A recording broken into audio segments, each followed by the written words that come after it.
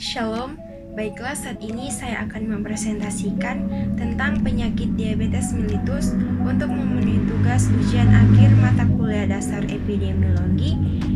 Untuk itu, perkenalkan nama saya Veronica Jini Bowo dengan NIM 2274126, Prodi Ilmu Kesehatan Masyarakat dari kelas D. Pengertian diabetes mellitus. Diabetes mellitus didefinisikan sebagai suatu penyakit atau gangguan metabolisme kronis dengan multi-etiologi yang ditandai dengan tingginya kadar gula darah disertai dengan gangguan metabolisme karbohidrat, lipid, dan protein sebagai akibat influensiasi fungsi insulin. Influensiasi fungsi insulin dapat disebabkan oleh gangguan dan defisiensi produksi insulin oleh sel-sel beta Langerhans, kelenjar pankreas, atau disebabkan oleh kurang responsifnya sel-sel tubuh terhadap insulin. Epidemiologi diabetes mellitus merupakan salah satu dari berbagai penyakit yang mengancam hidup banyak orang.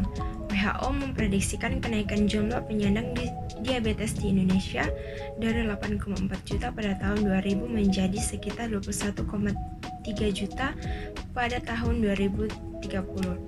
Wilayah Asia Tenggara menempati peringkat ketiga dengan prevalensi sebesar 11,3%, dengan Indonesia sendiri berada di peringkat ketujuh di antara 10 negara dengan jumlah penderita diabetes mellitus terbanyak, yaitu sebesar 10,7 juta.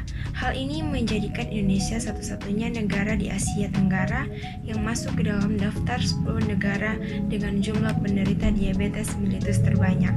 Tanda atau gejala diabetes mellitus. Pada diabetes mellitus tipe 1, gejala klasik yang umum dikeluhkan adalah poliuria, polidipsia, polifagia, penurunan berat badan, cepat merasa lelah, iritabilitas, dan pruritus atau gatal-gatal pada kulit. Pada diabetes mellitus tipe 2, gejala yang dikeluhkan umumnya hampir tidak ada.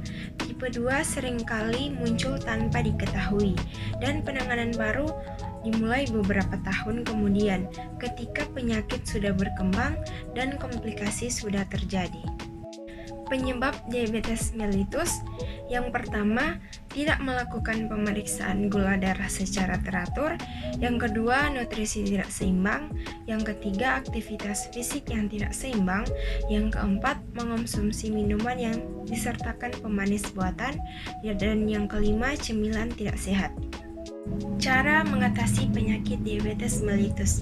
Yang pertama, pemeriksaan kesehatan secara teratur, yaitu efektif melakukan pemeriksaan kesehatan agar tidak menyebar ke orang lain. Yang kedua, menjalani pengobatan secara intensif. Tujuan pengobatan jelas untuk membuat gula darah mendekati normal ataupun normal. Walaupun pengobatan dijalani secara intensif, pemilihan makanan dan aktivitas sangatlah menentukan akan normalnya gula darah. Yang ketiga, aktif secara fisik. Setelah obat, maka penderita diabetes haruslah aktif secara fisik, artinya segala kegiatan haruslah dilakukan agar membantu kadar gula dalam darah keluar dan darah kembali memproduksi insulin. Yang keempat, memperbaiki kualitas makanan. Perbanyak makanan sehat yang dianjurkan oleh para penderita diabetes, kurangi gula, minyak, dan semua makanan berlemak lainnya. Dan yang kelima, dukungan masyarakat. Masyarakat bisa memberikan dukungan untuk para penderita diabetes dengan aktivitas yang berhubungan dengan fisik seperti berjalan kaki menelusuri taman. Selain itu, masyarakat perlu ditanamkan tentang kesadaran untuk mengobati diabetes serta komplikasinya. Demikianlah presentasi dari saya. Terima kasih.